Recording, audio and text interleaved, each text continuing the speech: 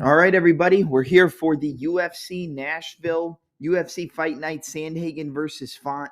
Rob Font stepping in on short notice to take on, I believe, the number 3 ranked, number 4 ranked bantamweight contender in the division. It was originally set to be Umar Nurmagomedov going up against Corey Sandhagen, and Umar got injured. That fight had to get scrapped, but the next best option, I think, is Font versus Sandhagen, and I actually think it's a lot more competitive of a fight than people are giving Rob Font credit for, but we'll get there once we get to the main event breakdown. It takes place at the Bridgestone Arena in Nashville, Tennessee. And we're just going to get it going. Last week had a great week, 9-2 overall on picks. We missed the Priscilla Cachoeira pick, but, it's women's MMA for you. I would side with the underdog, but I don't know if I'd ever pick Priscilla again. And then I picked Marcos Rogerio de Lima, but I said, betting-wise, leading up to the card, I actually changed my tone a bit. And I said, betting-wise, I would pick Derek Lewis because the odds were getting so heavy in the favor of de Lima. And look, what do you know? He comes out and hits a flying knee, basically the heavyweight version of Askren versus Masvidal, and knocks him out in 30 seconds. But let's get it started in this card. We'll start with Ode Osbourne versus Asu Almabaev. I didn't know who Almabaev was before this card. I didn't know a whole lot about him. And we know what we're going to get from Ode Osbourne. He has good grappling. He has good takedowns, good wrestling. We saw him use some of that grappling and takedown specialty in the fight against Charles Johnson, where he won that fight via split decision. I had bets on Charles Johnson that night, so I wasn't too happy about it. I think a lot of people thought that Charles Johnson won that fight, but it is what it is. Ode Osbourne likes to use his range. He likes to use his length to keep opponents at bay. He likes to throw those long front kicks up the middle, jabs, 1-2s, switching his stances here and there. But it's a lot of front kicks, jabs, and crosses. He wants to keep you away from him. So anything that's a long distance, rangy strike, that's what he's going to keep in your face and try to get you out of there with. He has knockout power. He has finishing ability. He has grappling. But going up against Asu Almabaev, I know you can't always use the eye test to break down these fighters who haven't been inside of the UFC. But from what I see from Almabaev, man, I think he's pretty good, and I think he can handle a guy like Ode, and I think he can do it dominantly. I think he has the better wrestling. I think he can control Ode if it hits the mat. He's got good body locks, good trips, good throws. Once it hits the mat, he has good ground and pound, good submission ability. On the feet, he uses the quintessential Dagestani style of striking. He kind of uses that lead hand, changes levels with the lead hand, kind of uses it in a circular motion, and he's popping that jab, jab, left hook, right hand. And he's going to be constantly moving, circling off to that rear side, trying to get over the lead jab of the opponent in Osbourne. And, I'm not going to spend a whole lot of time breaking this down, but from what I see, I think the finishing upside is all on the side of Almabaev.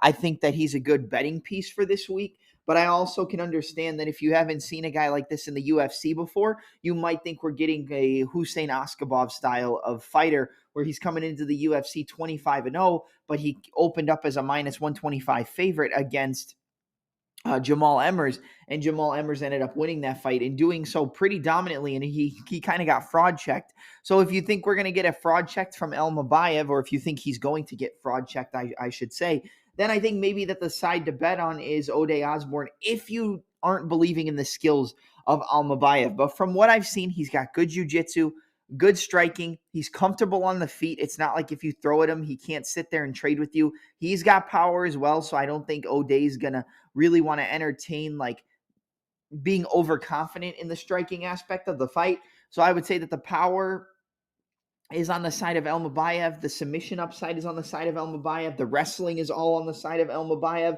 I think the distance striking and the range striking is on the side of Ode, but being so concerned about the wrestling takedowns, the grappling upside, and the submission attempts from Almabaev is going to make Ode a little bit hesitant, and I think he might try to point fight a little too much, and you're going to see Almabaev use those bigger shots to close the distance and eventually take down Ode Osbourne and get a submission. I'm going to go with Asu Almabaev to defeat Ode Osbourne via second round submission. But again, it's a fight where I'm not supremely confident in this one because you don't know what he's going to look like when he gets under those big lights. But at the same time, I think the better and more skilled fighter is Almabaev, in my opinion. But again, take that with a grain of salt because you don't know. You could be wrong there, but we'll look at the betting lines for this fight real quick before we move on to the next one. Almabaev right now is almost a 2-1 favorite, minus 192. I think the under 2.5 might be the best play on this one because I think I bet on Almabaev in a 3-leg parlay, and we'll talk about the other legs in a little bit. But early on, I think he was like minus 140, minus 150 when I got him. And now he's all the way up to minus 192. So the money's coming in on the UFC newcomer. But the under 2.5 rounds is minus 120. I could see this fight finishing inside the distance. And I actually favor it too because I think he gets the submission. Does Almabaev. I think minus 120 for the under 2.5 is a very, very good bet. So I would say that if you're looking to play, I would play the under 2.5 and then take Almabaev on the money line. But if you're worried about it, maybe just take the unders because I think that probably hits for this weekend. All right, up next, Cody Durden, the number 13 ranked flyweight, going up against Jake Hadley. I love everything about Jake Hadley in this spot. I'm going to be honest. I think Jake Hadley is a guy who has a lot of trouble with the wrestling. And going up against a guy in Cody Durden who's that all-American wrestling style, all get in your face, take you down over and over and over again, that is something that you have to worry about. And we could get into a situation where Hadley continues to get taken down over and over, tries to work off of his back but can't get anything going, and he just gets stuck in the bottom position with Cody Durden holding position and winning minutes on the clock. If Cody Durden wins this fight, I only see him winning by being able to take down Jake Hadley consistently and win the minutes on the clock. And we saw that happen against Jake Hadley, or with Jake Hadley, against a guy named Alan Nascimento, who trains us alongside Charles do Bronx Oliveira. And he got taken down and controlled for, I think, 9 to 10 minutes out of a 15-minute fight. So you might sit there and say, well, why are you going to side with Hadley then against a guy like Durden if you know that Durden's game plan is going to be to take him down? I'm going to side with him because I think Nascimento was a little bit more well-rounded and defensively responsible on the feet, even though we didn't see a whole lot of striking. And I think that Cody Durden is so wild with his wrestling and takedown attempts and his takedown entries that he's going to leave his neck out there for something. And Jake Hadley has a very, very good guillotine choke, and he's defended takedown attempts using that guillotine choke, forcing the opponent to spin out of it and then give up a dominant top position. I think that Cody Durden is very solid with the offensive wrestling when he's the one shooting the takedowns, getting the opponents to the ground and taking them into the place where he wants to be. But if he gets into those scramble attempts, if he gets into wild submission attempts, I think he will give up position to be able to get out of those subs, which in turn is going to allow Hadley to be able to use his scrambling game. Hadley is good off of his back. He just is a little bit too comfortable there. And I think that's why a lot of people are siding with Durden, because of the comfortability he has once the fight hits the mat from his back. He's very good with the rubber guard series or high guard series. He'll go from the rubber guard to mission control, and the rubber guard is pretty much the same thing, but he'll go rubber guard to go-go plata, to omoplata, to armbar, and he kind of just chains attempts together. He'll go guard to body triangle from the bottom. He basically does it like this, and this is what I see. He'll go to the guard, he'll body triangle from the bottom, which is a terrible position because it's completely defensive, but he stays in there for under 10 seconds. Then he'll go to the rubber guard or mission control. He'll use that to transition to the go-go plata, try to put that shin under your neck, or he'll transition it to the omoplata and potentially look to get a sweep. He's very active off of his back. He does land ground and pound, some elbows, some hammer fists off of his back. And yes, if he gives up takedowns consistently and can't get up to his feet, then Cody Durden's going to win this fight. But if the fight stays on the feet, the more defensive and offensive fighter is Jake Hadley. The more technical striker is Jake Hadley. The man with the higher finishing upside, the man with the more technical striking is Jake Hadley. And with that, paired with the fact that Hadley isn't a novice off of his back, he just gets a little too comfortable. I think he's going to be active off of his back, active from his guard here. I think he's going to look to change positions. And yes, he's going to get taken down. I can guarantee you with 100% certainty that Cody Durden's going to take him down in this fight.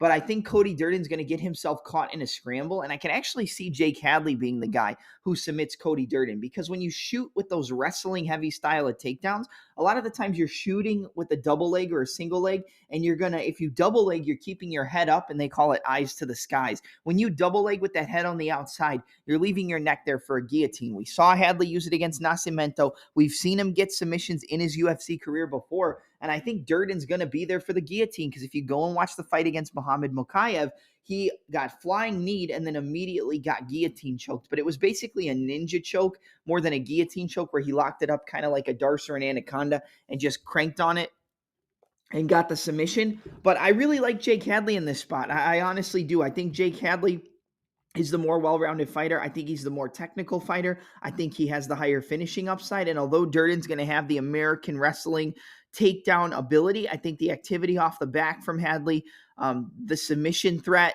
and the ability for him to even hunt submissions of his own, I think he's the much better side in this fight. So I'm going to take Jake Hadley at a minus 192.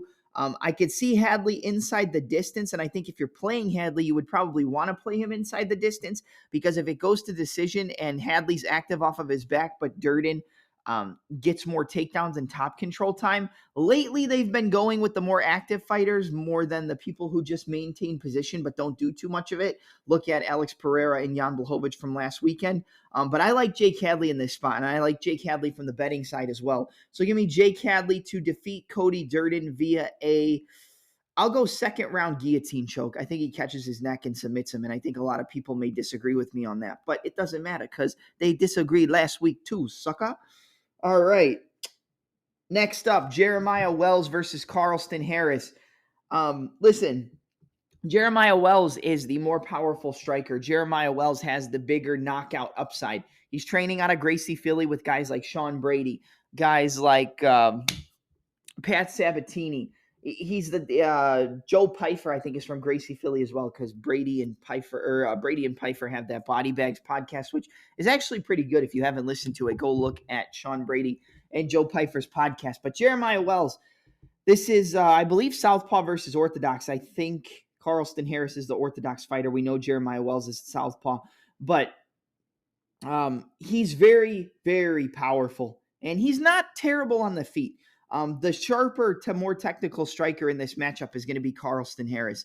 He is the more technical guy. He's the guy who's going to be using the long-range strikes, who's going to be using his jab, using his right hand, using the straight punches, and he uses his length, distance, and range a lot better than Jeremiah Wells. But Jeremiah Wells is going to be able to get in on the hips of Carlston Harris, try to take him down, constantly look for those takedowns if the striking isn't working. And he has that equalizer where even if Carlston Harris is the more powerful puncher, even if Carlston Harris, not more powerful puncher, but more technical striker, even if he's better off at range, he's better off with the kicks to the body, the high kicks, the low kicks, and the 1-2s. The 3-2 and the 1-2 from Carlston Harris are very good. He finds very solid opportunities to land that right hand off of his jab, and he knows how to use his length. And that's going to be a problem against a guy in Jeremiah Wells, or a problem for Jeremiah Wells, I should say, who's going to be at a 3-inch height disadvantage along with a 2-inch reach disadvantage. So if this fight stays on the outside, if it stays at distance, then Carlston Harris probably picks apart Jeremiah Wells as long as he can avoid the big power in the punches of Wells. And that's a big ask, because the guy can be losing the entire fight and then land a big shot and drop you and hurt you. I think a lot of people were on the side of Warley Elves when Elves fought Jeremiah Wells, and Wells when he started cracking him, that was it. I mean, he cracked him so hard, knocked him out, hurt him and rocked him before he knocked him out. But Jeremiah Wells has that power, and I know a lot of people are going to say he's sloppy. He's not the best.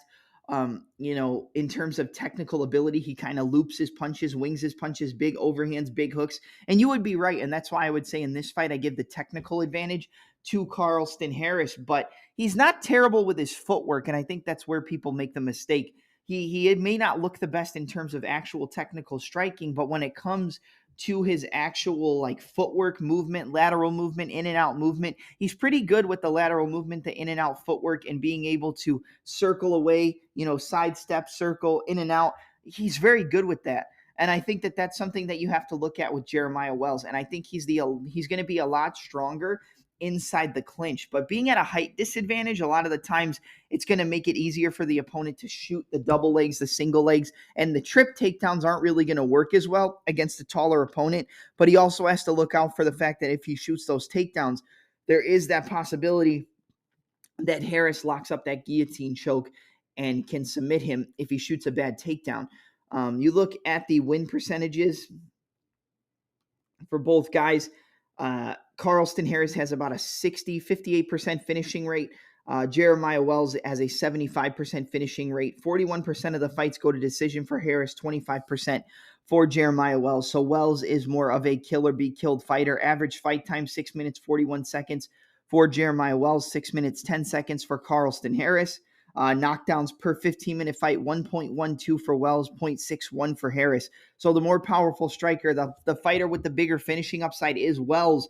But Wells can get hit. Wells can get caught, and he does leave his chin there. And with the long-rangey 1-2s of Carlston Harris, the long-rangey boxing, I could definitely see Jeremiah Wells trying to crash the pocket and getting clipped and getting hurt like he did in the Semmelsberger fight, which may force him to resort to the wrestling and the takedowns. I think this is a very close fight. I think this is a very competitive fight.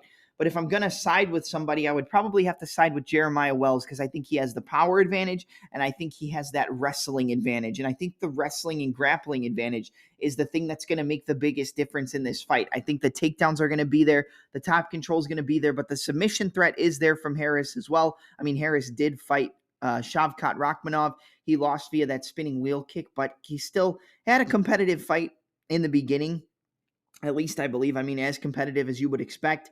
Minus 165 for Wells, plus 140 for Carlston Harris. I'm going to go with Jeremiah Wells to get this fight done. I think he TKOs Carlston Harris, but this is a fight I don't like the betting side. I don't really like betting on this fight at all. Like there's nothing I like about this fight except maybe the under. And I don't know what the under is in this fight. The under 2.5 is minus 190. I think that's probably the best bet for Wells and Harris is the fight doesn't go the distance because I think either Harris keeps it at a distance, uses his long-rangey strikes, the teep kicks, the 1-2s, and is able to catch Jeremiah Wells stepping in with a big shot because he does have power in the boxing combinations that he throws, or Wells lands a big shot and knocks out Carlston Harris or drops him and then locks up a sub. But I'm going to go with Jeremiah Wells via second round TKO. I don't love the fight from a betting perspective. It's not one I would be telling you to rush to the window or rush to the sports book to bet on. But if I was going to give you the best bet overall for this fight, I'd probably say under 2.5 rounds at a minus 190 on DraftKings. All right, up next, we've got Kyler Phillips going up against Raoni Barcelos. We'll look at the odds before we break it down. Kyler Phillips, a minus 198. Raoni Barcelos, plus 164. I actually expected Kyler Phillips to be a bigger favorite, and I think he opened up with a little bit of a bigger favorite, and money came in on the side of Raoni Barcelos. Barcelos is always a solid play as an underdog, but lately in his career, he just hasn't looked the same. He got that win over Trevin Giles, which I think everybody expected him to. I know people thought that Giles might be able to not Trevin Giles, Trevin Jones. Oh my God, my bad. You can clip that one, but Trevin Jones, he got that win over Trevin Jones, but Jones just isn't active enough. And that's a fighter that's always going to lose to a guy like Barcelos, who moves very well laterally, moves in and out, uses good 1-2s, uses good pull counters. The pull 2 is very good.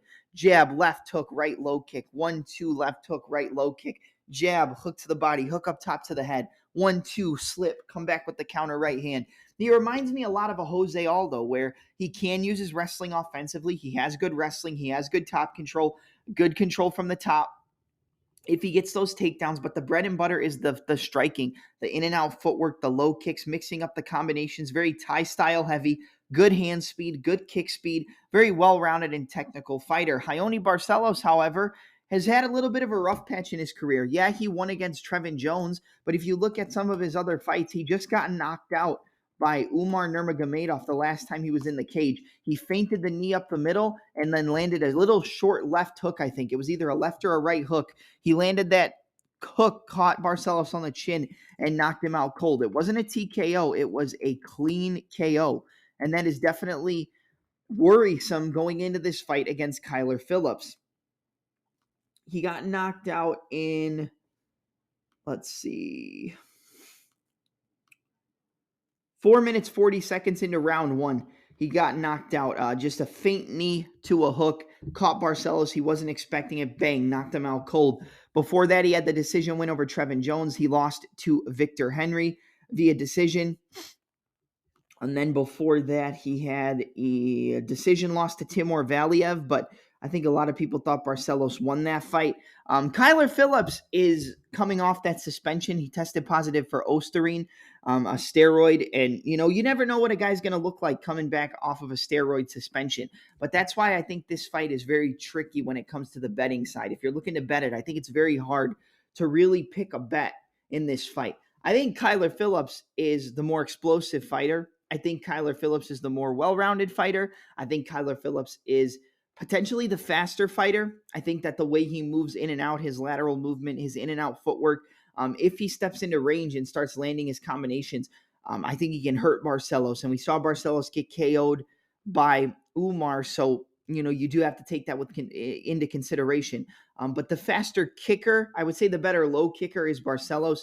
But with the high kicks, the spinning wheel kicks, the spinning kicks to the body, Kyler Phillips is a problem, and I think he's going to be a big problem for Barcelos here. I guess if it goes technical point fighting style, that maybe Barcelos can get Kyler Phillips tired, being able to avoid all the explosive strikes, the takedowns, the wrestling in the first round, and then start to slow him down in the second and bank the second and third rounds and get a win via decision, because Kyler Phillips is so explosive.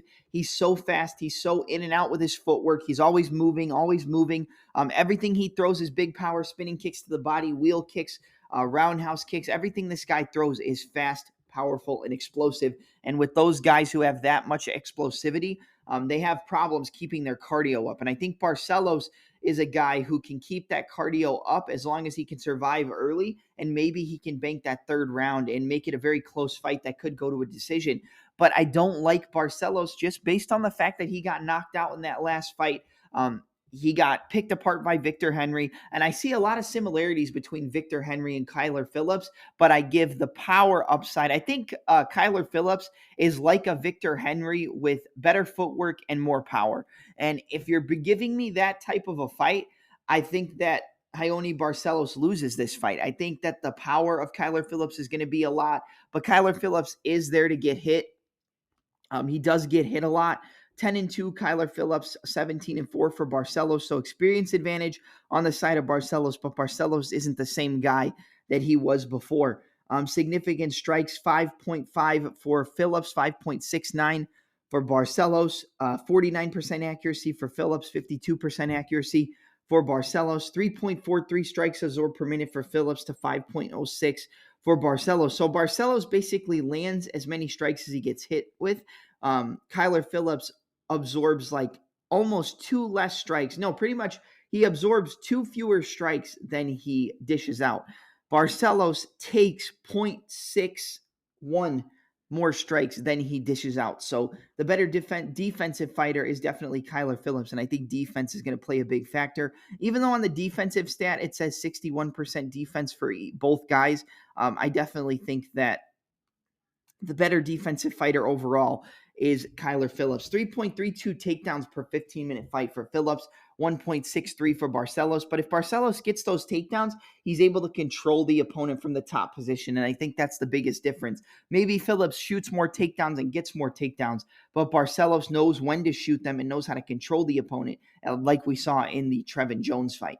50% takedown accuracy for Phillips, 41% accuracy for Raoni Barcelos, 69% takedown defense for Phillips, 93% takedown defense for Barcelos. Barcelos stops the takedowns of Phillips and is able to keep it in kickboxing range. I still don't think it's going to be the easiest fight, but you got to take into consideration we haven't seen Phillips since the beginning of 2022. So, over a year away from the game, how much different is he going to be coming back off that steroid suspension?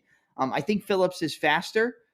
I think Phillips is more explosive. I think he has the better footwork. I think he has the better counter wrestling, but I would say Barcelos has the better overall takedowns in wrestling. I think Barcelos is better controlling from the top position if he does get those takedowns. I think Phillips is a little bit more unpredictable, or actually he's a lot more unpredictable, but the basics can win fights against those guys who are unpredictable. I think this fight is kind of 50-50, but I just think the odds are like this because Barcelos got knocked out, because of the performance he had against Victor Henry. I think that's why the odds are so heavily in the favor of Phillips and make him, a 2-1 favorite. I think at the highest, you should have Phillips minus 140, minus 150, Barcelos plus 120, plus 130. I think there is a decent chance that Barcelos wins this fight, but I think I have to side with the Matrix. I think I have to side with Kyler Phillips. I love his footwork. I love his in-and-out movement. And a lot of people forget he dominated Song Yadong, who, yes, lost to Corey Sandhagen, but just knocked out Ricky Simone in a pretty one-sided fight. I mean, every time he was landing his combinations, he was knocking him out. And Kyler Phillips, in and out, good counter takedowns, slipping, rolling, good head kicks, spinning kicks to the body. I mean, he was piecing up Song Yadong, and I think he can do the same here. You just have to think of how much of a different Kyler Phillips are we going to get going into this fight since he's coming off that steroid suspension. But give me Kyler Phillips. I just can't side with Barcelos at this point. I know I picked him against Umar, or I think I picked Umar, but I bet on Barcelos because of the odds, and that went south very quickly.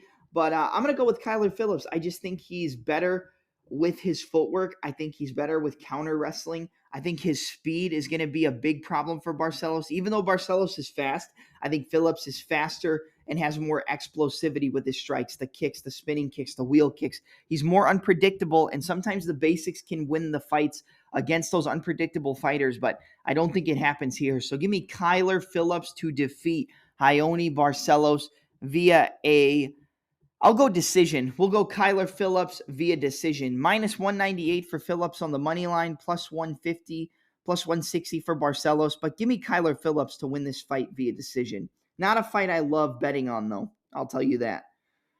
All right, we'll move on to the next fight in the featherweight division between Billy Quarantillo, going up against Damon the Leech Jackson. I'm going to be honest. I see a lot of love on Damon Jackson in this fight because of his jiu-jitsu, because of his submission ability, because of his wrestling. They think that Billy Q is going to get taken down, controlled from the top, and just overall grounded and pounded, grinded out, and eventually subbed or just lose a decision. And I definitely think that can happen because we've seen Billy Q does not have the best takedown defense. He's never had the best takedown defense. He defends 58% of the takedowns. So basically, he gets taken down like 1 out of 3 times. If an opponent shoots 3 takedowns, he gets taken down pretty much 1 out of 3. And that is a problem against a guy in Damon Jackson who's going to look for those takedowns, who's going to look to scramble with you, who's going to look to get the top position, look to work to your back, look to get his hooks in, look to get you in a rear naked choke, look to control you from the top, ground and pound you, look to lock up an arm triangle. He's a very solid jiu-jitsu artist, and I do think Billy Q has to mind his P's and Q's if the fight goes to the mat. But Damon Jackson only has a 38% takedown accuracy. He averages about 2.5 takedowns per 15-minute fight compared to Billy Q shooting around 1.5. So it's pretty much 1 extra takedown per 15-minute fight for Damon Jackson. So he's the more active wrestler, but he's more accurate in the takedown attempts, but Billy Q doesn't really shoot takedowns to get them. He shoots them to kind of offset his opponent and then get back to range, get back on the pressure, get back on the striking, and just be able to outstrike his opponents. I don't love the fact that Billy Q gets taken down a lot, but at the same time, I think Billy Q should roll in this fight. I'm going to be honest. I think anytime this fight stays on the feet, Billy Q picks apart and hurts Damon Jackson. The only way Damon Jackson wins this fight is with constant takedowns, consistent control, and being able to submit Billy Q. But Billy Q has never been submitted in the UFC. I don't even know if he's ever been submitted in his entire career, but I don't see Damon Jackson submitting Billy Q. I think if anybody could, it probably would be a guy like Damon Jackson, but I don't see him submitting him. I really don't. The only way I see Jackson winning this fight is via decision, if he's just able to control from the top and win rounds based on positional control.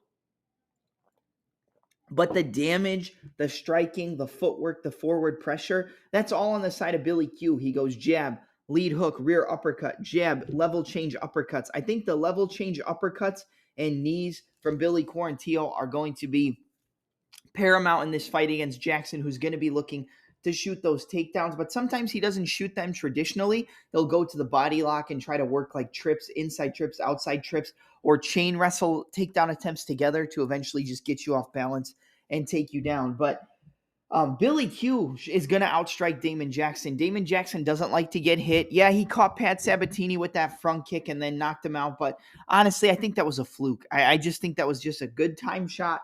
He caught him, took him down, and then grounded and pounded him. Good shot from Damon Jackson. But Damon Jackson's not a good striker. He has a decent right hand over the jab of his opponent, like he'll probably catch Billy Q with. But at the same time, I just see Billy Q piecing up Damon Jackson on the feet and breaking him under the pressure. 7.86 strikes landed per minute for Billy Q to 2.78 for Damon Jackson. So you're basically looking at 8 strikes landed per minute for Quarantillo to 3 strikes landed per minute for Damon Jackson. That's a 5 strike advantage per minute. Significant strike accuracy. Not only does Billy Q land more, he's more accurate. 58% significant strike accuracy to 40% accuracy for Damon Jackson. He also takes a lot more strikes, though. So Damon Jackson's better defensively. Billy Q gets hit a lot more, but Billy Q is going to be the far more dangerous fighter on the feet. He absorbs 5.79 strikes a minute, compared to 7.86 strikes that he lands per minute. But Damon Jackson only absorbs 2.92. He actually absorbs more strikes ever so slightly than he lands, but 2.78 strikes landed per minute. So the activity is much higher on the side of Billy Q. The strikes absorbed per minute is much bigger on the side of Billy Q. But he likes to get into those wars. He likes to pressure forward on his opponents. And that forward pressure is what got him caught against Edson Barbosa as he went to jab or left hook over top to the head and shoot the takedown, but got caught with that knee right up the middle and knocked out on the entry. I picked against Quarantillo in the fight against Barbosa because I just knew the technical striking, the power, the crispness, the defense was all on the side of Barbosa. And in this fight, I think it's the complete opposite. I think Billy Q rolls here. I think he strikes Damon Jackson. I think he hurts him a lot. I think Billy Q does get taken down, but I don't see Damon Jackson submitting him. And even if he does get taken down, I kind of see Billy Q just working his way back up to the feet. I think he gets that jab in his face, jab, left hook, right uppercut, 1-2, jab, hook, overhand right, lead uppercut, jab, left hook, rear uppercut, front kicks, inside and outside, low kick, switch stance, jab, cross, switch to the right hook, straight left. The combinations, the power, the danger factor on the feet is going to be too much for Damon Jackson, who, doesn't absorb too many strikes, but doesn't like to get hit and doesn't have the output that's going to really scare off Billy Q from, taking that forward pressure approach. I think he pieces up Damon Jackson. I think Jackson might get 1 or 2 takedowns, but for the most part, Billy Q is going to be on a roll here, and he's going to piece up Damon Jackson and eventually get a TKO finish. I'm going to go with Billy Q Quarantillo to defeat Damon the Leech Jackson via a second round TKO finish. I think he's just too dangerous, too powerful, and has too many weapons for Damon Jackson. You do have to worry about the wrestling, but I think Billy Q can get away from it here. And he's one of my parlay pieces. I talked about Jake Hadley earlier. Billy Q is another parlay piece for me. Quarantillo and Hadley in a parlay is a good play for this weekend. Billy Q minus 170. I honestly think that's a gift. I know a ton of people are on the underdog in Damon Jackson. I just can't be, man. He's never really impressed me. He gets hit way too much for my liking against a guy as dangerous as Billy Q. Yeah, the wrestling can work, but at the same time, I just don't see it happening. So give me Billy Quarantillo to defeat Damon Jackson via second round TKO at a minus 192 favorite.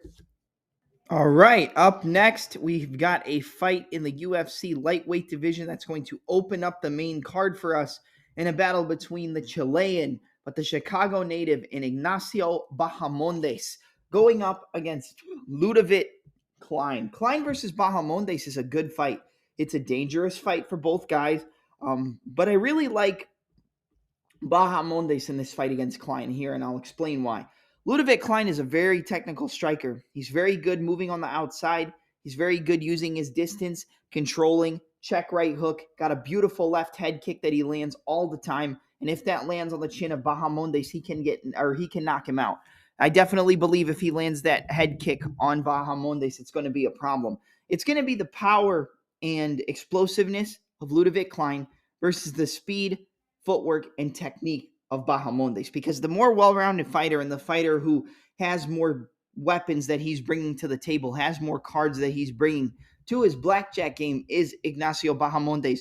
He's got a lot better footwork. He constantly changes stances between southpaw and orthodox. Basically, off of every half step or double step, he'll switch his stance. So he'll move left, he'll go orthodox, 1, 2, switch southpaw as he moves right, switch back orthodox, switch southpaw, left body kick, switch orthodox, jab, left hook, right low kick, lead head kick, 1, 2, 3. He's going to have the much higher activity on the feet. But I think Ludovic Klein has the big power advantage. He's going to have that ability to close that distance and land big, heavy left kicks to the body, big, heavy left head kicks. And since he's a southpaw going up against a guy who changes stances, if he's orthodox, he's going to want to get that outside foot positioning so he can find the trajectory for that power back kick to the head, to the body. But if he's changing stances so much, it's going to be harder for a guy like Klein to find the openings. It's going to be harder for a guy like Klein to really be able to track down Bahamondes. And I think that's what makes the biggest difference here. I think his ability to track down Bahamondes is not going to be there. And I think Bahamondes is going to have that height and reach advantage. I mean, he's sitting at like a 7-inch height advantage and a 3-inch reach advantage. He's going to be able to use his distance, his length, to keep Ludovic Klein away and be able to back away from the big, powerful, explosive shots. Now, the left body kick's a problem. The straight left, the check right hook to the left body kick. If he's in orthodox, and Bahamondes is going to be a problem for him, and that is something that he's going to want to look out for. I think a lot of people might come into this fight and look at the grappling of Ludovic Klein, who shoots 1.22 takedowns per 15-minute fight. And yeah, Bahamondes lost to a guy in John Makdessi. He got outstruck. He got taken down, I believe, a bunch of times. I don't remember completely, but I know he did lose to the UFC veteran in John Makdessi. So you do have to take that with a grain of salt. But Bahamondes has looked good. I mean, he got that spinning wheel kick knockout against Roosevelt Roberts. He picked apart Trey Ogden, won that fight decisively and dominantly, even though he wasn't able to finish him. Good body kicks. Good low kicks, consistently switching stances, not allowing for Trey Ogden to develop a rhythm or catch his rhythm and timing, and he looked great in that fight. I think Bahamondes has a lot to offer this lightweight division. I think that this guy is very, very well-rounded. He's got a lot of weapons on the feet. He uses his distance and range, constantly changing stances so the opponents can't get a read on him to set up their combinations. He defends, let's see. His striking defense isn't the best, but he lands a lot more than he takes. 7.93 strikes landed per minute, and he absorbs 4.51. Ludovic Klein, on the other hand, lands 3.44, so the activity, like we said, is on the side of Bahamondes, but he absorbs 3.67, so he takes a little bit more than he gives, and I don't love that against a guy in Bahamondes. Does Klein have the ability to land a big left body kick and hurt him to the body? Yes. A big left head kick and knock him out? Yes. A big overhand left, a big straight down the middle and catch Bahamondes? Yes, absolutely. Klein is a very technical kickboxer. He's got a lot of power on the feet, but the intangibles, the eye test and the optics, that all goes to the side of Bahamondes. He's longer, he's rangier, he mixes up his game better. He uses those stance changes to offset his opponent. He's constantly changing his angles, changing his stances, finding pathways to land his kicks to the body, the low kicks, the head kicks, and he just has a lot more to offer on the feet, paired with the natural gifts of the height and reach advantage that he's going to have in this fight.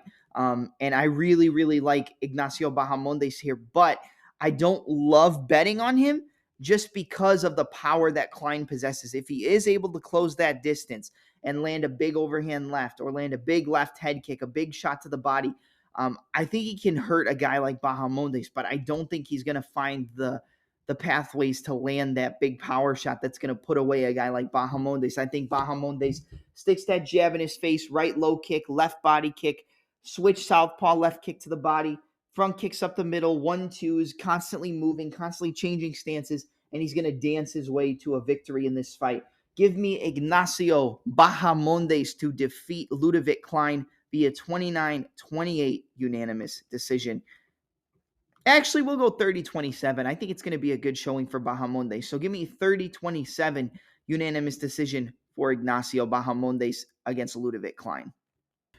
All right, moving up the card, we've got a battle in the featherweight division in a fight that I've been looking forward to since it was announced, in a battle between the newly, I guess it's not a debut anymore, but the highly touted prospect in Diego Lopes, coming off of that loss, but very competitive fight against the top-ranked featherweight and undefeated Movsar Evloev, coming in with a record of 21-6, going up against the returning Gavin Govna Tucker from Montreal, Canada. I believe he's from Montreal, training out of TriStar Gym. And coming off of that knockout loss to Dan Ige in the first round, in a fight where I actually picked Gavin Tucker to win that fight back in 2021. I think Tucker versus Lopes is an extremely competitive matchup. I'm going to be honest. I lost my train of thought there for a second, but I think that this is a very highly contested fight. And I think that this is a fight that a lot of people coming in off the performance from Lopes against Evloev are going to load up on Diego Lopes, especially considering he's only around a minus 145 favorite. I can understand that. He had a great performance. Even though he lost, he threatened with an armbar early in the first round, almost got it, threatened with a knee bar twice in that third round and almost submitted Movsar Evloev, but he was able to, stay composed, and it was tight. It was a very tight leg lock, and he caught Evloev on the feet early. Diego Lopes has good striking. He's got good technical Muay Thai. That's what I see Diego Lopes. It's light on the front leg, walking forward, good counter right hand, 1-2, 1-2-3, really solid right low kicks. And I think going up against the southpaw in Gavin Tucker, he's going to be looking to chop that right low kick to the body, the inside low kick, and the left hook. The right kick to the body, the left hook, the jab, left hook, right kick to the body, the right head kick like you saw with Dustin Poirier and Justin Gaethje. Those are all going to be weapons that Lopes is going to be using.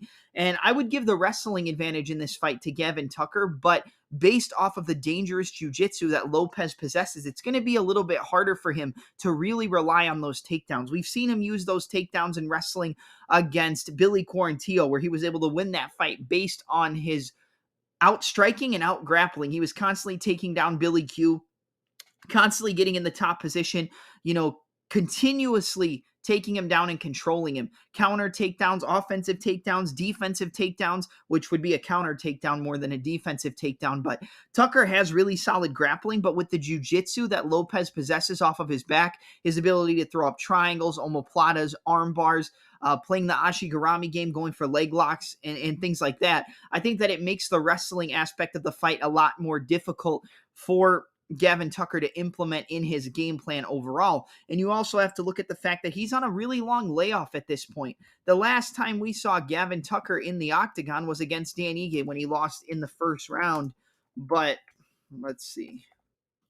2021, correct? Yeah, it was back in March of 2021. So it's over 2 years since we've seen Tucker inside the octagon. He was supposed to return in 2022 against Pat Sabatini, which I think that would have been a very technical matchup. I would have given the grappling advantage to Sabatini, but on the feet, man, Gavin Tucker is an extremely technical fighter. And I would say, based off of what I've seen from both guys, the more technical and sharper striker, in my opinion, is Gavin Tucker. But Tucker's 38 years old now. He's been off for 2 years. He's fought, let's see, how many times in the last 4 or 5 years? Since 2017, we'll go back from 2017. He's fought 6 times since 2017. So 2017 to 2023, he's basically fought once a year if you just add it up with how it's been going. And, he's not the most active. He's getting older now. 37 years old. Diego Lopes is a hot prospect. He's very dangerous. He's dangerous on the feet. He's dangerous on the mat. I would say that the bigger finishing upside in this fight and the higher ability to finish the fight is going to be on the side of Diego Lopes. He has good power in his striking, really good low kicks. I think the inside low kicks against the southpaw in Tucker can cause some issues for him. If Lopes attacks those calf kicks, I think that the left body kick, the left straight, the right hook, the outside foot positioning battle is going to be the biggest weapons. And I think the smarter fighter, in my opinion, is Gavin Tucker. If he can implement a game plan, if he can stick to his game plan, he's very sharp on the feet. He's very good defensively, but he does get hit. We've seen him get dropped in multiple fights. He got dropped by Justin James with a stance-shifting uppercut. He got knocked out by Dan Ige with the first punch he threw, pretty much the first right hand that he threw. He caught him on the chin and knocked him out cold. It wasn't like a TKO. I mean, he was out. So you do have to worry about the durability, and with him fighting, so inconsistently, I think that you do have to be worried. But at the same time, a lot of people thought the same thing when Veronica Hardy came back and fought Juliana Miller. Miller was like a 4-1 favorite, and Macedo had been gone for, I think, 4 or 5 years, 3-4 years, somewhere around there. And she wasn't successful prior to her, stepping away from the octagon. And she fought like a completely different fighter, and she looked great, and she dominated from the opening bell to the end of the fight. I think that we could see a similar situation here. I think a lot of people are sleeping on a guy like Gavin Tucker. I think the smart pick, based on activity, based on what we've seen, based on optics and the eye test, the smart pick is Diego Lopes inside the distance, because he has the finishing upside, because he has the better jiu-jitsu, but I'm not so sure he has the better wrestling. And I think that the wrestling of Gavin Tucker, paired with his stance-changing combinations, his footwork, his movement, his ability to set up counters, he's got a very good front kick or teep to the body, the straight left, the right hook, the jab right hook, left body kick, the inside low kicks. I think that he can mix it up a little bit better than Lopes on the feet, but I do think the power advantage is on the side of Lopes. So it really comes down to, do you expect the fight to finish inside the distance? If you're expecting a finish by either sub or KO, you would probably want to side with Lopes, because I don't see Gavin Tucker being able to finish a guy like Lopes. However, if the fight goes to a decision, if it goes over 15 minutes, if it goes all 3 rounds, I would venture to say that Tucker's probably outlanding, outstriking, and just outfighting a guy like Diego Lopes, landing the cleaner shots, landing the better counters, avoiding the big, huge, powerful shots of Lopes, being able to avoid the submission attempts, and he probably is going to win on the scorecards. Because if you look at Movsar Evloev and Diego Lopes, he rocked Evloev with a right hand over the top. He caught him in a knee bar, almost caught him in an arm bar. But aside from those big moments where he had the bigger moments of the fight, he didn't win the fight on a minute-to-minute basis. He won the fight based off having the bigger moments. So it's do you favor the bigger moments of Diego Lopes, or do you favor the more well-rounded fighter who's had been pretty inactive in his UFC career, but always performed very well in the majority of his fights, aside from losing a decision to Ricky Glenn where he got dominated, knocked down multiple times, out-wrestled, I believe. I don't remember that fight completely, but we've seen him get dropped by Justin James. We saw him get knocked out by Dan Ige, but that was really before the fight got started. He just caught him cold. And I don't know how that fight would have gone if it went the full distance, or if it was able to even complete a full round and a half, because I favored Gavin Tucker to be the more technical fighter, to have the more well-rounded game plan, and also be better defensively. And if I was going to pick him against Dan Ige, would I pick Diego Lopes against Dan Ige? I think at this point in their careers, I would probably favor Lopes.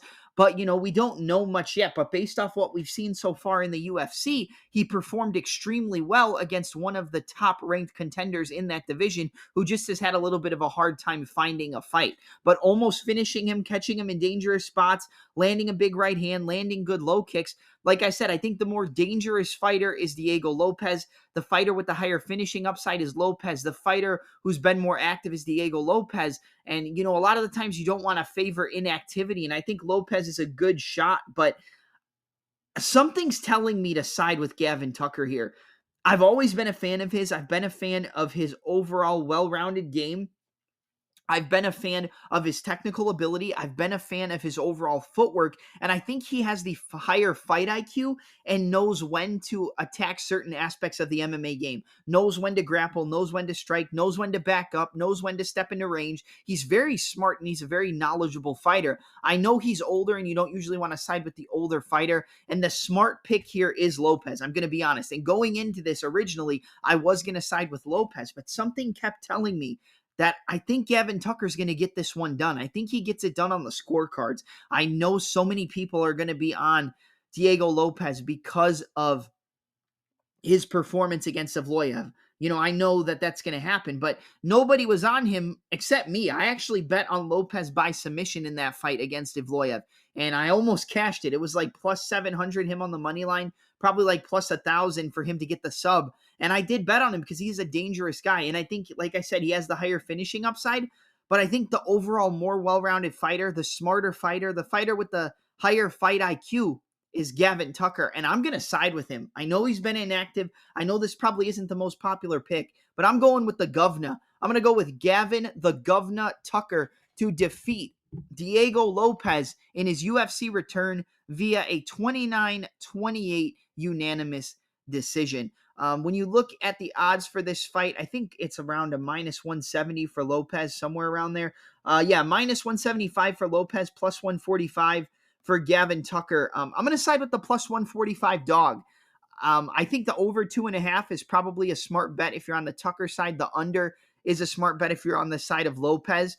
But yeah, I don't know. Something's just telling me, from what I've seen on tape at least, the more technical fighter, the more well-rounded fighter, the fighter with the better technical skills is Gavin Tucker. And although the finishing upside's on Lopes, I'm going to go with the overall more well-rounded fighter in my opinion. So give me Gavin the Govna Tucker to win via 29-28 unanimous decision as the plus 145 underdog. All right, up next, we move to a battle in the UFC's light heavyweight division between top 15 ranked contender in Dustin the Hanyak Jacoby taking on Kennedy Nzechukwu. This is a really interesting matchup. I think that when you look at this and break it down, you're going to say, well, the more technical striker is Dustin Jacoby. The guy with the better footwork, the guy with the better movement, the guy with the better ability to pick his shots is going to be Dustin Jacoby. He can out kickbox a lot of people in this light heavyweight division. He fought Alex Pereira back in the glory days, in glory kickboxing, and lost via a vicious left hook knockout. But that was Alex Pereira. Kennedy Nzechukwu is going to be at a technical disadvantage here, but I would say he's at a somewhat higher finishing upside than Jacoby. If Jacoby wins fights, he can knock people out. And the one common opponent you can say between these two would be Daung Jung. And Daung Jung got knocked out with a beautiful 1-2 down the middle from Dustin Jacoby, which really knocked him out with that right hand, and he hit the ground and then woke back up. And then Kennedy Nzechukwu got knocked out in the first round after getting hit with a vicious elbow and then a barrage of elbows up against the cage that put him away. I feel like Kennedy Nzechukwu is a fighter who is very hard to get a read on in a lot of his fights. But the one thing we know is that he can take a lot of damage and still find ways to come back and win fights. He usually isn't going to win the first round of any of his fights. And Nzechukwu is the perfect example of a live betting opportunity for a fighter. If you expect him to win, don't bet on him until after the first round, because for the most part, he's going to lose the first round. Just look at his fight with Carlos Ulberg. Ulberg was beating him from pillar to post, big head kicks, crosses into head kicks, body kicks, spinning kicks, punches down the middle, rocked him multiple times, dropped him. He came back and he knocked out Carlos Ulberg by being able to stay in the fire, come back and land big shots that hurt the opponent. But he's also been knocked out early, like in the fight with Daung Jung, and Dustin Jacoby knocked out Daung Jung. I believe Kennedy Nzechukwu actually fought Devin Clark as well. That is another common opponent.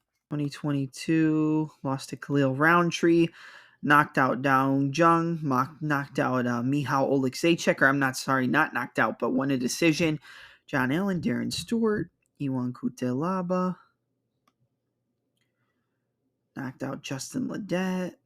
Yeah, okay, so he hasn't fought him. But, common opponent Daung Jung knocked out Kennedy Nzechukwu after hurting him with an elbow and then landing some more elbows up against the cage. Dustin Jacoby knocked out Daung Jung. He lost to Iwan Kutelaba. Dustin Jacoby lost early to Iwan Kutelaba, got out wrestled, got out grappled, controlled against the cage, but then allowed it, Kutelaba to slow down, come back, win the third round big, but it went to a draw because it was pretty much round 2 and round 3 went to Jacoby, but round 1 was a 10-8 for Iwan Kutelaba. But this is a fighter in Kennedy Nzechukwu who will come out hard sometimes, but for the most part, he's more than likely going to drop that first round.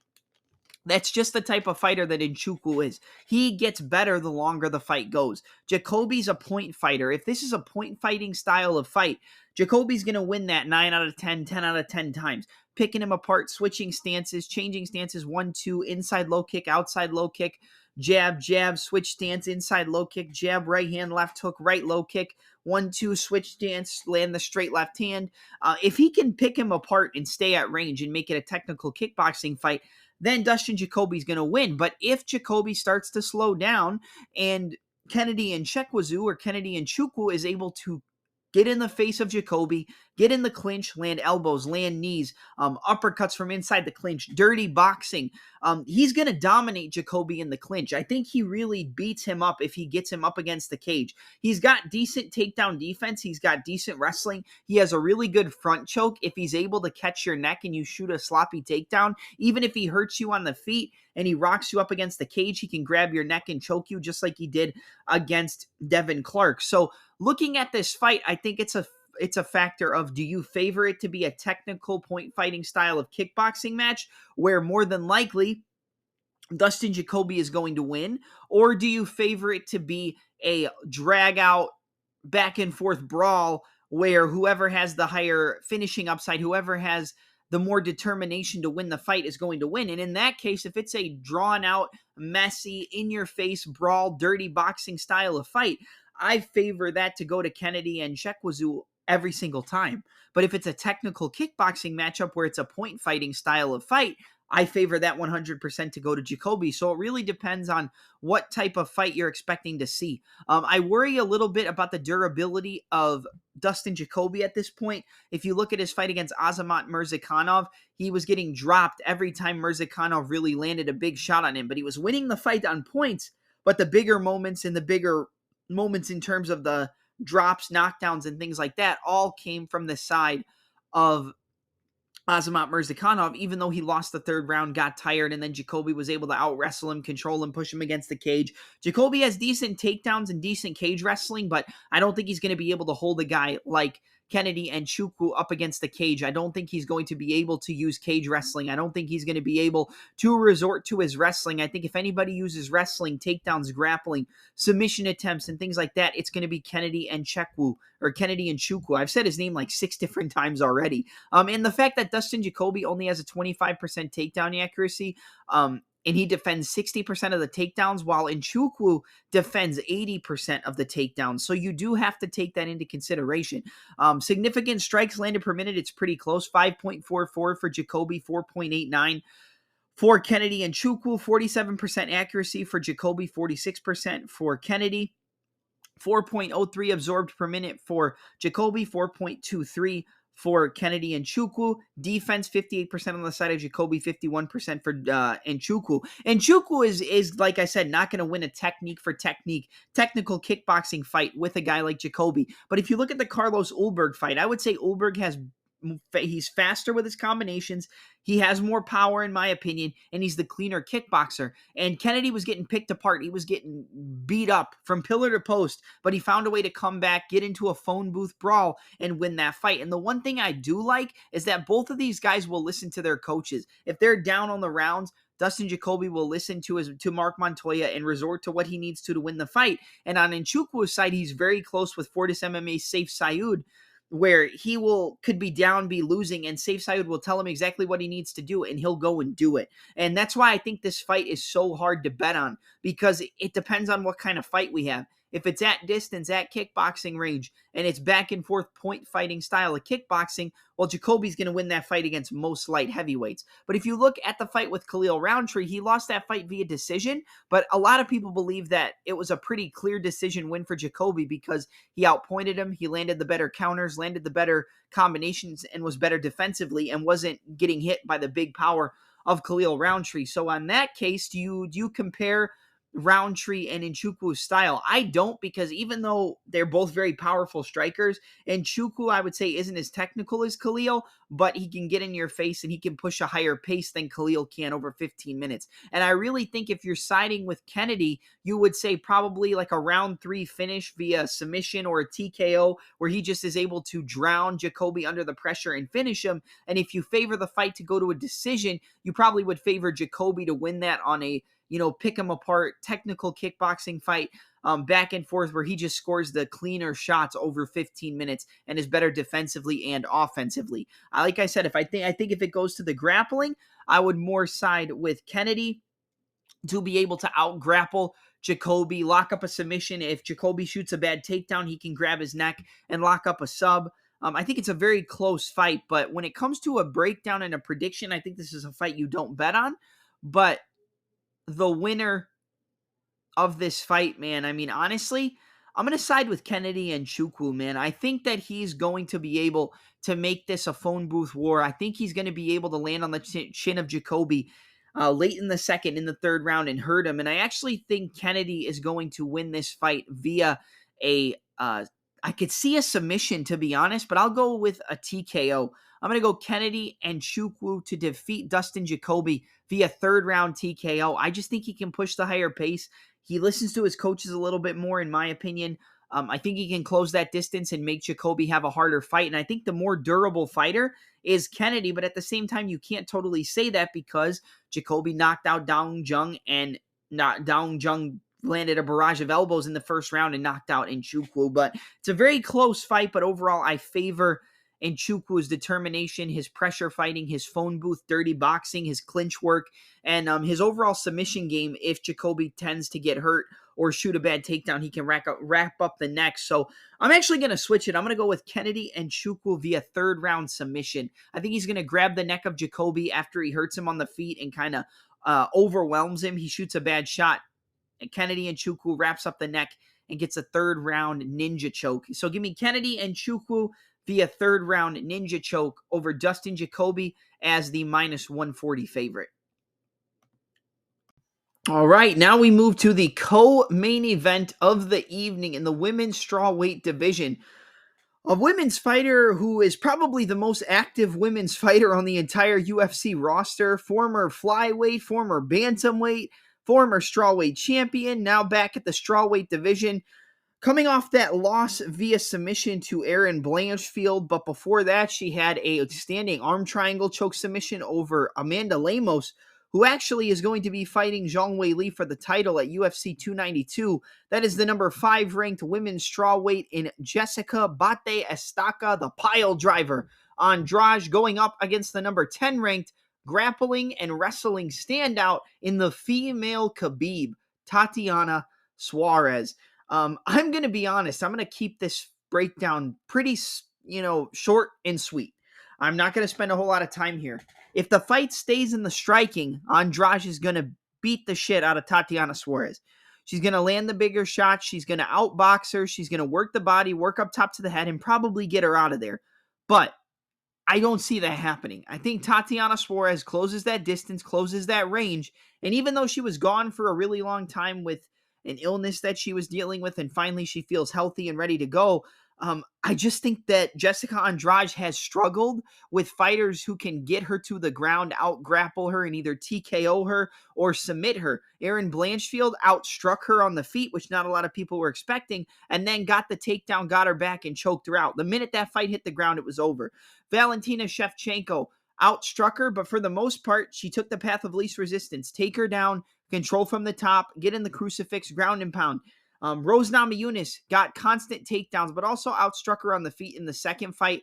Not so much the first fight, but we've seen glaring holes in the grappling, jiu-jitsu, submission, and wrestling defense of Andrade. Andrade is going to be the stronger fighter, but I think she's the stronger fighter in terms of a boxing sense if Tatiana Suarez gets in the clinch, shoots a takedown, shoots a double, shoots a single, chain wrestles with Andrade. She's going to get her to the floor. And I think she's going to take the back of Andrade, flatten her out, ground and pounder, and eventually lock up a rear naked choke submission. And I think she does it in the first round. I don't think this fight goes long. If the fight stays on the feet, like I said, I definitely think Andrade is the better striker. She's far more dangerous on the feet. She has a lot more power than a girl like Tatiana, but Tatiana is so well-rounded in the grappling, in the wrestling. She is so strong. Once she gets those takedowns, once she gets in on your hips, once she's able to ground and pound you, control you, get you with the Dagestani handcuff, get you in the triangle leg mount, get to the mount, flatten you out, take your back, she's going to beat Jessica Andrade if it gets to the floor. And I don't see a way this fight doesn't go to the canvas unless Andrade catches Suarez cold in the first round with a big shot early and stops her from getting a takedown.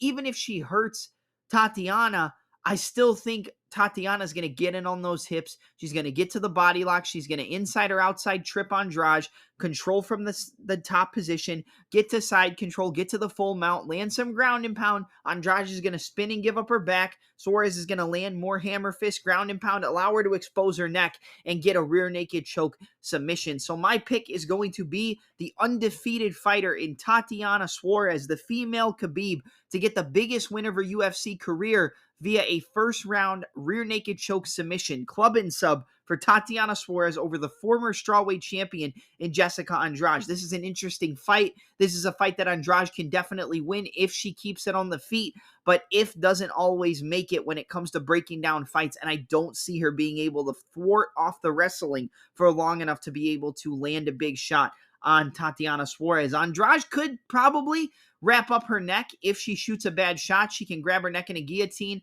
I definitely think that that's possible because she's so strong. But aside from a takedown attempt defended in a guillotine or a big shot on the feet early before Suarez is able to get in on the takedowns, I think it's a one-way traffic wrestling and grappling clinic that leads to a club and sub rear naked choke finish in round one for Tatiana Suarez. So give me Tatiana Suarez to defeat the former women's strawweight champion Jessica Andrade via first-round rear naked choke submission. When it comes to betting, Suarez is such a big favorite. I would just take Suarez inside the distance. I think it's at minus 150 right now for a TKO or submission, and I expect her to finish Andrade inside the distance. I don't think it goes to decision. I think it's either a TKO from ground and pound or a submission because Andrade will give up if you force her to really go through adversity on the mat. She doesn't really have the defense. She doesn't have the knowledge on the mat except for when she's in control and is able to, overpower opponents in that grappling realm or the striking. And I think she can outpower her in the striking, but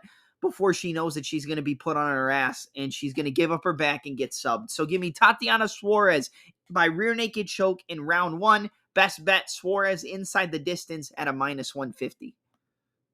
All right, and now we get to the main event of the evening in the UFC's bantamweight division, 5 rounds between top 10 ranked contenders. It's going to be at a catchweight of 140 pounds. You've got a battle between the number 4 ranked Corey, the Sandman Sandhagen, coming off of that masterclass performance in the main event decision win against Marlon Chito Vera, going up against another man coming off a huge win over the fighter who was undefeated in the UFC and had a ton of hype around him in Adrian Yanez via first-round knockout in number 7 ranked New England Cartel member and standout boxer in Rob Font. Font versus Sandhagen is one of the best fights that could be made in this bantamweight division. And technically, this isn't a bantamweight fight because it is taking place at a catchweight. It's probably, I think it's 140 pounds if I'm not mistaken. It says 135 because that's their normal weight class, but I think it's going to be up around 5 pounds, and you're going to be getting it at 140. I'm really excited to break this fight down because I see a lot of people counting out Font, and they have reason to. I think they definitely have reason to in terms of who has the more well-rounded skill set. The more well-rounded fighter is the Sandman, Corey Sandhagen, and judging off the fact that we saw him resort to takedowns, grappling, top control, and ground and pound in the fight against Marlon Vera and landing vicious ground and pound, I think this is probably the most well-rounded version of Sandhagen that we've ever seen in his career. But on the feet, he's no picnic either. He loves to switch stances effortlessly between orthodox and southpaw. Kind of like Ignacio Bahamondes, like we talked about earlier. But he's pretty much a new and improved version of a TJ Dillashaw. Now, I know Dillashaw won that fight via decision, but it was a very close fight, and a fight where I feel like Corey Sandhagen could have got the nod, because even though Dillashaw won on the scorecards, he won with allowing Corey to give up his back and taking control when Corey would go for bad spinning attacks or giving up his back. He lost to Aljamain Sterling via rear naked choke in the first round back at UFC. I think it was UFC 250, if I'm not mistaken. But since then, I mean, the guy doesn't lose very much. And he lost to Petr Yan in a back and forth fight, but one where Yan dropped him multiple times. And, we knew that Corey wasn't going to come out on the winning end of that decision. But in this fight, like I said, the more well-rounded fighter, the fighter with more weapons, is going to be Corey Sandhagen. But the defensively better fighter, in my opinion, I feel like is Rob Font in terms of traditional defense. I would say with footwork, movement, stance changes, lateral movement, angle shifts, shifting mid combination. That's all going to be Corey Sandhagen. I mean, he'll move in orthodox. He'll double jab. He'll throw the straight right hand twice to switch to southpaw and throw a left body kick like he did against Marlon Moraes. He can throw spinning wheel kicks. He can throw flying knees like he threw against Marlon Moraes. He can get caught in submissions. He can get hit on the feet. And I think the type of fighter that is going to be able to beat a guy like Sandhagen is two different guys. It's either going to be a very heavy, grappling heavy, wrestling heavy, top control, ground and pound style of fighter, like an Aljamain Sterling, like an Umar Nurmagomedov, even though we see him more than likely keep it on the feet and the striking, and that was going to be a great fight because that was the original main event. But that's not happening. Umar got injured, but a guy like Umar, a guy like Sterling, who can out wrestle, out grapple, control, take him down. I think that's one aspect of fighter who can beat him. And I also think another fighter who can beat a guy like Corey is somebody who has picture perfect basics and sticks to the basics, who might be able to catch him in between those stance changes, who might be able to catch that hands low style, the hands down, the leaning forward, the stance shifting, the straight left switch to southpaw, back to orthodox, double jab right hand, like in between those lateral movement stance changes, in between the switches from orthodox to southpaw, somebody who's going to keep him honest with good, powerful, and technical basics is a guy who can beat a guy like Corey Sandhagen. Now, is that going to be Rob Font? Well, I haven't gotten to my prediction yet, but I see way too many people writing off Font in this fight, and it's because of the fact that his basics are so good that I don't think you can write a guy like Font off. Does he get taken down? Yes, but he has decent defense off of his back as well. I mean, if you go back and watch the fight against Cody Garbrandt, he gave up takedowns, but he was very good at working his way back up to the feet. He was very good at using sweeps, and he was very good at using that Kimura sweep to stand up. He would Kimura sweep or one half butterfly guard, Kimura, kick off, and then rotate, and then get back up to his feet. He has good front kicks up the middle. He stance changes between orthodox and southpaw. He'll throw that front kick, straight left hand, right uppercut. He'll stance change with the uppercuts. He'll go front kick, switch from orthodox to southpaw with that right uppercut, left hook, and a head kick. Right uppercut, right hook, left head kick like he caught Thomas Almeida with. He's a very tricky fighter in his own right, but the biggest weapon for Font is going to be to implement that jab and keep a guy like Sandhagen, honest. Keep him behind the jab, keep it in his face, and land the sharper, cleaner boxing combinations. The better kicker is Corey Sandhagen. The better wrestler, I feel like, is Corey Sandhagen. The better defensive fighter in terms of footwork is Sandhagen. The better defensive fighter in terms of high guarding and counters, I feel like, is Rob Font. And I think Font can take advantage of that. And I know he's been hurt in multiple fights, but you go back and watch the Marlon Chito Vera fight.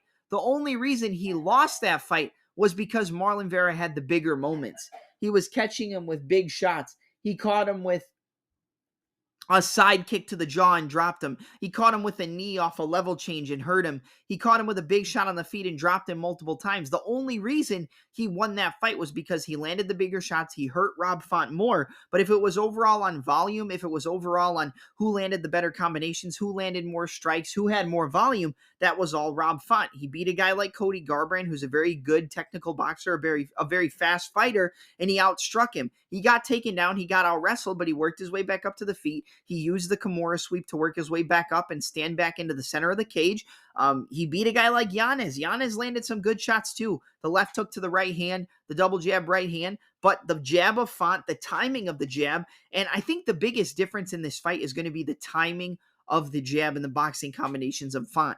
Because I feel like anybody who can take advantage of a Sandhagen, like we said, it's either a heavy wrestler, a heavy grappler with good top control who can take advantage when Corey does those spinning techniques, when Corey gives up his back and, get those takedowns, or a guy who has very crisp, clean basics and is just going to stick to the basics, stick to the game plan, and try to find his openings. And I think that's a guy like Font. Font has a lot of volume. He has a lot of strikes. If it stays at a kicking range, that's Corey Sandhagen's fight. He's never going to lose a fight against Font at a kicking range. But if it stays in boxing range or just in that mid-range, I think Font can give Corey some trouble. And I think if that jab gets going early, if the jab gets going often, then I think Font might be able to box up Corey Sandhagen and potentially knock him out. He's been dropped before. He's been rocked. Rob Font has been dropped and rocked in multiple fights as well. So Font doesn't have the best chin ever. And if he hits him with a spinning wheel kick, if he hits him with a head kick, if he hits him with a flying knee, I think he can knock Rob Font out. But Font also has never been finished. He's been dropped. He's been hurt, but he's never been fully taken out. And even when he's hurt, even when he's rocked, he's still back in your face, putting on the pressure, getting on the volume. Even in the Jose Aldo fight, he won every single minute of every round until Aldo landed that 1-2 down the middle and hurt him and won the round on the bigger moments. The fighter with the bigger moments in this fight is going to be Sandhagen. So on that case, you might want to side with Sandhagen from the betting perspective, but I also think these odds are a little bit disrespectful. I don't see anywhere, minus 265 plus 225. I mean, Rob Font is still a very solid competitor, even though Sandhagen is the much more well-rounded fighter. I still don't love those odds. I think maybe minus 220, minus 200 would be more respectable on the side of the odds. And if you're playing just based on odds and value, I think the side to play is the dog in Rob Font. And when I go into my prediction, this might be a very unpopular pick, but I'm going to side with Rob Font, man. I just feel like his basics, his ability to stick to the game plan, his ability to stick behind that jab. I don't see any fighters that Sandhagen has fought who have very good boxing and stick behind a jab. I mean, Marlon Moraes is a good striker, but he fades fast. Peter Yan is a good fighter who has good boxing and good combinations, and he dropped Corey. He dropped him with a spinning back fist. He hurt him. He was able to exploit the defensive holes. Now he changes stances more than Rob. He throws more volume and more dangerous strikes in terms of kicking, but he's a good boxer. And he gave Corey trouble. It was a close fight, but it was clearly on the side of Peter Yan because he had better counters with the boxing, and better ability to, exploit the defensive holes of a guy like Corey. And I think that Rob Font can do that. I think he can, and I think he does. I think he's going to get behind that jab. He might lose the first round. Corey might be piecing him up, but eventually he's going to get that timing, stick that jab, front kick up the middle, jab, 1, 2, 3, jab, right uppercut, left head kick, jab, right uppercut, right hook, straight left, 1, 1, 2, 1, 2, 3, rear uppercut, 1, 2, 3, right uppercut. He loves that combination. Jab, cross hook, measure, uppercut, jab, measure, uppercut, switch stance, straight left head kick. I think that jab's going to get working in the second and the third round, and eventually he's going to get that boxing working. He's going to land the better combinations. He's going to be popping Corey's head back. He's going to hurt him. He's going to exploit the defense, and in one of the mid shifts of Corey Sandhagen between orthodox and southpaw, he's going to time that left hook into the right hand, drop Corey Sandhagen, and get a TKO finish as the plus 225 underdog. I'm going with the underdog, baby. Give me the number 7 ranked Rob Font, New England Cartel member, and Rob Font to get back-to-back huge wins and defeat Corey the Sandman Sandhagen via a late third round TKO after dropping him with a left hook right hand when his hands are down. I just think he can exploit the defensive holes, and he is the much better fundamental fighter. So give me Rob Font to defeat Corey Sandhagen via late third round TKO as the plus 225 dog. All right, that's it for my UFC Nashville UFC Fight Night Sandhagen versus Font preview, predictions, and breakdown. You can get this podcast anywhere you get your audio podcasts. That includes Apple Podcasts, Google Podcasts, Spotify, Anchor, Breaker, Stitcher, and many, many more. I'll have this podcast uploaded with edits and background music and some few things tossed in there on my YouTube channel, which is the same name as the podcast, in the Touch 'em Up podcast, which is almost at 3,000 subscribers. I'm your host, Double M, and I'm out. Enjoy the fights this weekend, and let's make some money, baby.